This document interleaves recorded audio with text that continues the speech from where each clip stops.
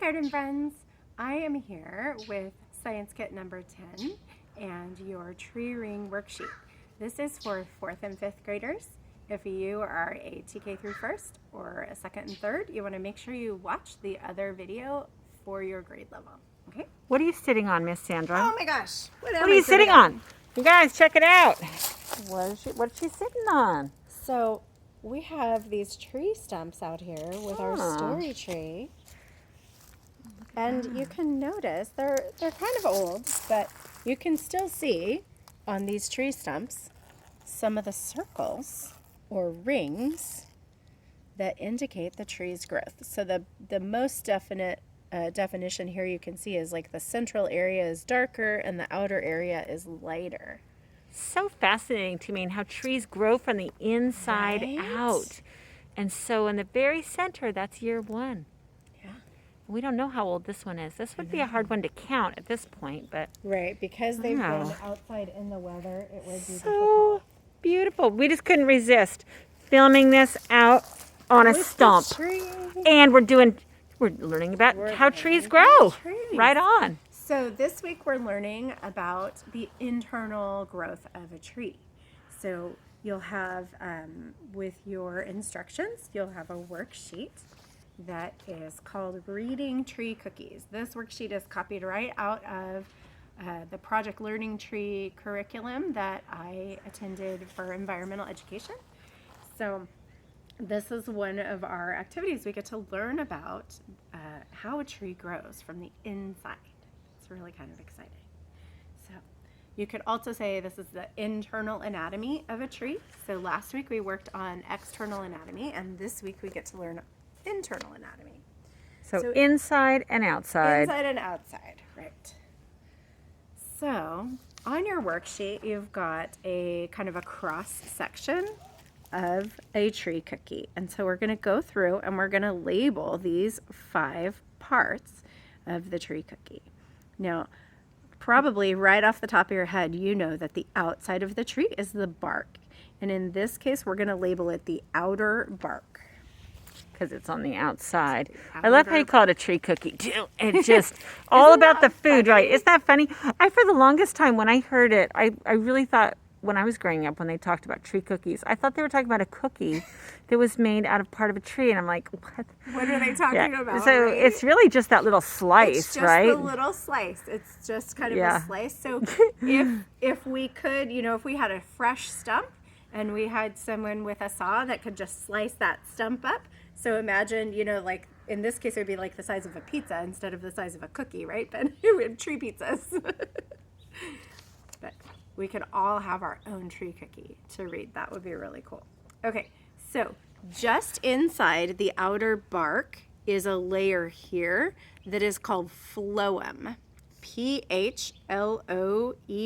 Here, I'm going to write that down. Phloem. So the phloem is bringing the energy down to the roots. I believe that is correct. I mix up my phloem and my xylem. Xylem goes up, phloem goes down. Phloem goes down. I love that you remembered that because I'm always like, oh, which one goes where? My students taught me that one. Oh, I love that. So we've learned xylem and phloem when we did the anatomy of a plant, and trees are plants. And so although some of the structures are going to be different, like a vegetable doesn't have outer bark, right?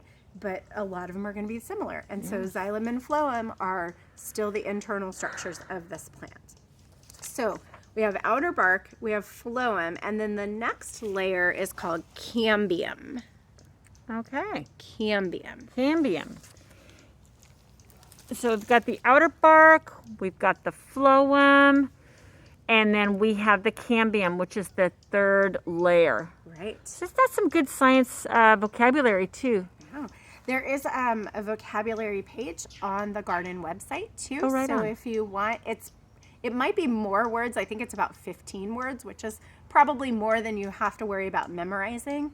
But if you ever hear me using a word in one of these videos and you're not sure what it means, go to the garden vocabulary page and it's all right there for you. There's even a PDF version if you wanted to print out the garden vocabulary for a particular week.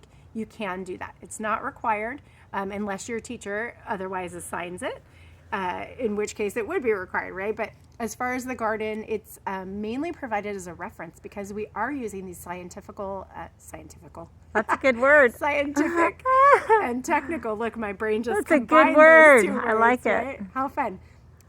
We're using those scientific terms just so that you're more familiar, because as you grow and you go into upper grades, you're going to get really into science and learning more about biology, and having this exposure and knowing these terms as an elementary student, Yeah. it's really setting you up for success as you go into middle school and high school. It's true. It's true. Okay, so moving on to the center of the tree, the next step is the xylem.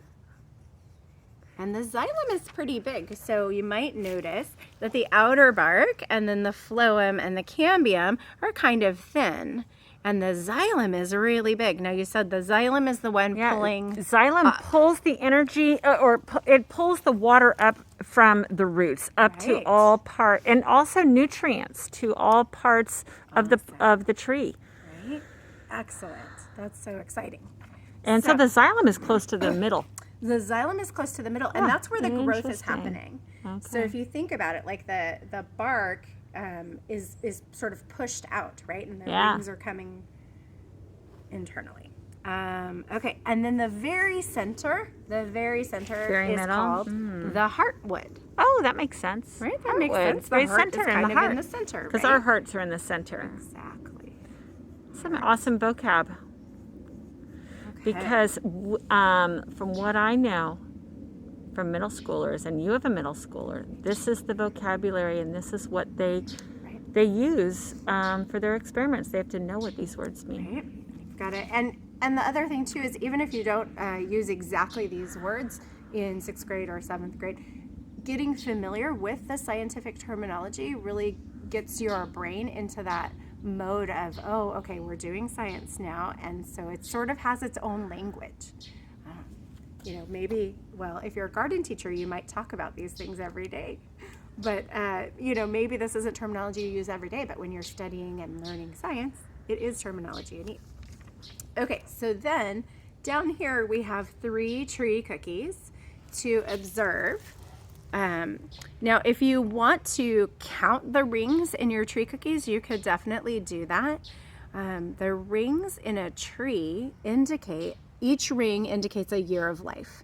And so you'll notice on these examples that they're not perfect circles. They might be a little lumpy, some are narrow, and some are wide. The wide ones are years or seasons when the tree had access to all of the food and water it needed. It didn't have any trouble pulling up nutrients and water from the soil. When it's narrow, that could indicate a year of drought where water was limited, or in this case, this one's got several narrow, so multiple years of drought, maybe right in here and then right in here. It could be that it couldn't get enough water, or it could be that it couldn't get enough nutrients. It could be a combination of both. Or maybe in some cases, maybe it didn't get enough sunlight. Remember that trees are also creating their energy through photosynthesis. And so if, for example, a tree when it's younger has taller trees kind of blocking its sunlight, it may grow more slowly and have more narrow growth rings because it's not getting enough sunlight. And as it gets bigger and its branches spread out, it's going to, probably find those pockets of where its leaves need to be to acquire adequate sunlight to increase its growth rate. So what I'd like you to do with these, if you want to count the rings, you can. And I want you in your science notebook, so hopefully you've got your science notebook handy. If not, go ahead and pause the video and grab it. You're going to write, what do you notice and what do you wonder? And see if you can come up with some ideas as to why these trees have the growth pattern that they do. So why does it have narrow rings, or why does it have thick rings? Why is there this scar here, and like this one has a really big scar here? So some things that can damage trees, obviously fire, but an insect infestation, if it got some sort of a beetle, or there's a variety of insects that can damage tree bark. sometimes that can happen and kill a tree, or other times it can happen, and if the tree is strong enough, it can recover. Also, trees get diseases. Any living thing, right? Just like humans and animals can get sick, trees can get sick. And sometimes they can recover. Other times, some diseases can wipe out trees. They can potentially damage entire forests. So anyway, I would like to hear your ideas on what you think might have happened to each of these trees to cause their particular growth pattern. What kind of bird do you think that was, Miss Skillerin? I'm not sure. We just heard a really interesting bird. I hope the video picked it up. And I don't see the bird I think made that noise. It kind of sounded like some kind of a hawk, but I'm Could not have been. positive. Yeah, because I know that we have red-tailed hawks Yeah, I was gonna say we here, have and then there red-tailed was hawks also a family that raised their young right on the UELF campus. That's so exciting. Yeah, So so- 4th and 5th graders, you're watching this because this is your worksheet video. But I will say, if you have time, go pop into the 2nd and 3rd grade video. Right at the beginning, we found a hummingbird. He was singing to us right up in the story tree. And so Miss Skillerin got a little bit of video of a hummingbird sitting up there. Of course, he's tiny, so it's kind of hard to see, but it was kind of exciting to see that a hummingbird visiting our habitat. Right? It's incredible. We planted the habitat garden the end of last year, social distance style, and what do you know? The birds and the butterflies and the bees and lizards it. are coming to Lizards. visit. So many lizards. That's my favorite part. Okay, so kiddos, I hope you enjoy learning a little bit about the internal structure of a tree and making your notes in your science notebook. And join me on another video for our art project. Thanks, garden friends. Bye, everybody.